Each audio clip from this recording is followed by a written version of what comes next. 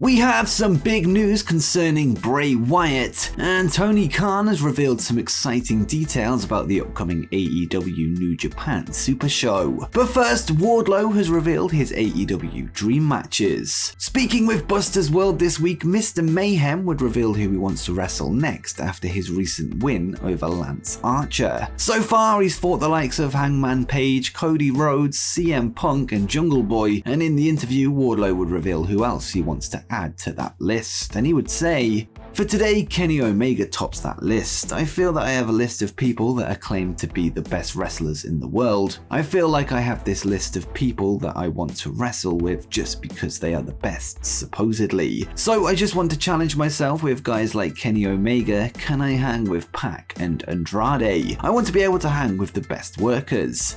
The big monster versus monster type scenario, it would be dreamy to step in the ring with Paul White one day, the biggest of them all. Guys like Big Show or Mark Henry if he ever decided to lace the boots up again. The guys that I watched on TV that have survived, made a name for themselves and have been monsters in the company, put me up against all of them." Wardlow would go on to say that he hopes to evolve as a wrestler and be more than a monster, and feels that he is the total package, and he would add, "I don't want to be secluded to just a monster, just somebody who can tear heads off and just a one-dimensional wrestler. I truly believe I have the voice, I can speak, and I have the athleticism to be well-rounded. I know that this is used often, but I feel I am the total package. I check every box. I probably created some of my own boxes as far as building a professional wrestler." Wardlow is no doubt only just getting started in AEW and looks to be on the cusp of his breakout into the main event scene, and is arguably the wrestler with the most potential on the roster, particularly among the heavyweights. But who do you want to see Wardlow go one-on-one with in AEW? Let me know in the comments down below. Next, let's go to some New Japan news as two top stars have been pulled from this weekend's show. New Japan Pro Wrestling announced yesterday that Will Ospreay and Tatsumi Fujinami will not be present at Sunday's Wrestling Dontaku event due to a positive virus test. At the show, Fujinami was scheduled to compete in a 6-man tag match, teaming with Shingo Takagi and Bushi to take on Taichi, Zack Sabre Jr. and Taka Michinoku. He will now be replaced by a mystery partner who is yet to be revealed. As for Will Ospreay, he was set to battle Hiroshi Tanahashi for the vacant IWGP United States Championship in a much anticipated matchup. However, he has now been replaced by Tomohiro Ishii, who gets the title shot instead. The belt has been vacant since April 9th when then champion Sanada fractured his orbital bone during his New Japan Cup 3rd round match with Will Ospreay, who advanced due to a referee stoppage. It's unknown when Ospreay and Fujinami will return to action following positive lateral flow tests, but they should be back within the next couple of weeks.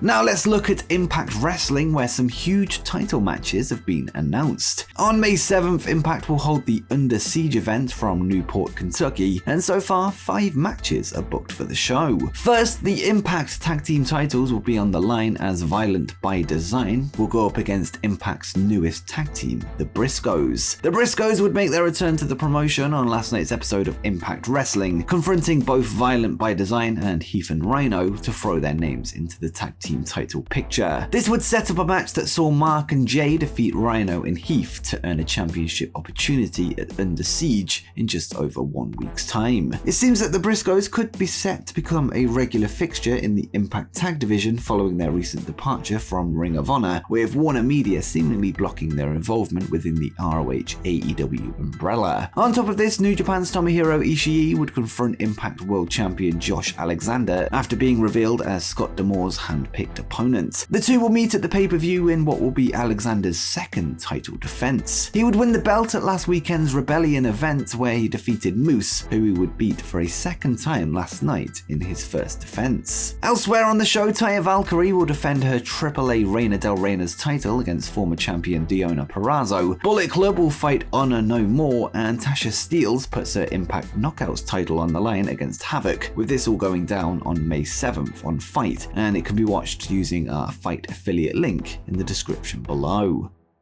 Next, a released WWE superstar has confirmed his in-ring return. This week, Taylor Rotunda, the former Bo Dallas in WWE, would take part in a meet and greet during the Full Love of Wrestling convention in Liverpool, England. During the show, Dallas would be asked if he is done with wrestling before he insisted that he would be back in the ring within the next few months, and he would say, "I'm not. I'm the furthest from done with wrestling that you can possibly be. I spent the past year diving into a bunch of different ventures outside wrestling, but wrestling has never left my heart, not for 1 second. I just wanted to get a couple of things done before I dive back in and do something that I really cared about. Now that I kind of got everything wrapped up and working on within the next 2-3 months, you'll see me back in the ring somewhere very soon, because the love of wrestling has never left me and I've always known I was coming back to it soon. But I just needed to get some other stuff done, but I'll be back in the ring really, really soon, I promise." Bo hasn't wrestled since November 2019's WWE live event in Zurich, Switzerland, and it's believed that he's been building a real estate business as well as working on a ranch which he co-owns with WWE superstar Liv Morgan. What his future holds in wrestling remains to be seen, but as a fan of his NXT run, I look forward to seeing what he does next.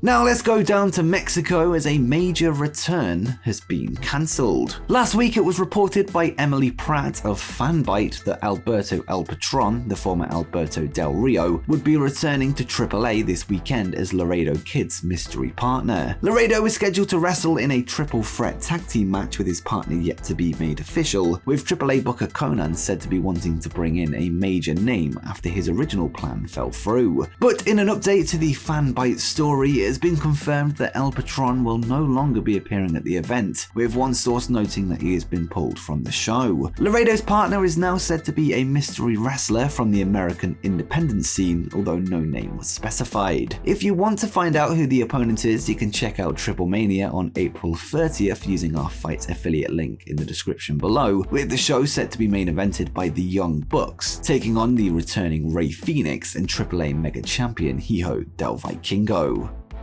Next, let's go to an update on the former Bray Wyatt, who is said to be married. This week on Instagram, Wyndham's partner, Jojo Offerman, would reveal that the couple are now engaged, and she would reveal that her now fiancé popped the question to her, to which she said yes. She wrote a heartfelt message for her future husband and said, "1,000,000 times yes. I love you, Wyndham, and can't wait to marry you, even though it feels like we're already married. Here's to forever."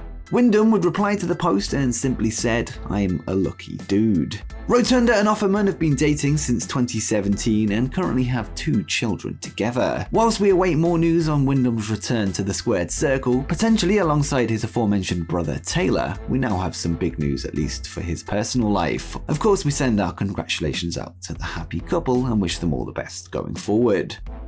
And finally, AEW President Tony Khan has revealed some more details on the upcoming AEW New Japan crossover show. On June 26th, All Elite Wrestling and New Japan Pro Wrestling will co-promote their first joint show when the Forbidden Door comes to Chicago, Illinois. This week, AEW President Tony Khan would speak with Josh Martinez on the Super Crossover podcast, where he was asked about the upcoming show. Khan was asked about how long the event has been in the pipeline, and he would say, "It's something we've been talking about for a long time. Now, with international travel opening up, it's possible. We've, I think, built a great relationship between AEW and New Japan Pro Wrestling." Khan would then go on to talk about the card itself and reveal that he will be working closely with NJPW's lead booker Gedo to build towards matches fans never thought they'd see, and he would add, "I certainly am going to work closely with Gedo in putting this card together. The two of us will have to decide who we can send from our respective companies, what the matches are going to be, and we'll make the best matches we can for the pro wrestling fans. They're going to be dream matches that people thought they'd never get to see." Whilst no matches have been confirmed as of this recording, the list of possibilities does seem endless. But which matches do you want to see go down at the Forbidden Door event? Personally, I'll go with Zack Sabre Jr. versus Bryan Danielson, as well as CM Punk versus Kazuchika Okada, maybe with a return from Kenny Omega to close the show. But let me know what you think in the comments down below. And before you go, make sure you check out the 12 most obscure WWE appearances from AEW wrestlers.